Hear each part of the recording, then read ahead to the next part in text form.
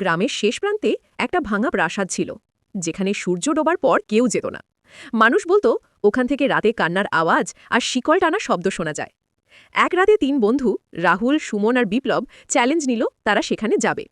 প্রাসাদের ভেতরে ঢুকতেই হাড় কাঁপানো ঠান্ডা বাতাস বইল। দেয়ালের পুরনো ছবি হঠাৎ কেঁপে উঠল, আর ভেতর থেকে ফিসফিস শব্দ এলো। হঠাৎ করে দরজা ধাম করে বন্ধ হয়ে গেল। সুমন টর্চ জ্বালালো। দেয়ালে রক্ত দিয়ে লেখা, তোমরা আর বাঁচবে না। অন্ধকারের ভেতর থেকে এক লম্বা ছায়া বেরিয়ে এলো। তার চোখ দুটো জ্বলছিল আগুনের মতো, আর মুখ থেকে কালো ধোঁয়া বেরোচ্ছিল। বিপ্লব দৌড়ে পালাতে গেল, কিন্তু দেখল দরজার বাইরে নেই গ্রাম, নেই রাস্তা, শুধু চারপাশে অসীম কবর আর হাড় ছড়ানো। ছায়াটা ধীরে ধীরে কাছে এসে সুমনের কানে ফিসফিস করে বলল, তোদের রক্তই আমার আহার। এরপর শুধু রক্ত চিৎকার শোনা গেল। সকালে গ্রামের মানুষ প্রাসাদের ভেতরে ঢুকে দেখল মেঝেতে ছড়িয়ে আছে ৩টে রক্তমাখা মোবাইল, আর দেয়ালে নতুন করে লেখা, আরও চাই। তো বন্ধুরা, গল্পটা যদি ভালো লেগে থাকে তাহলে সাবস্ক্রাইব করে আমাদের সঙ্গে জুড়ে থাকুন। ধন্যবাদ।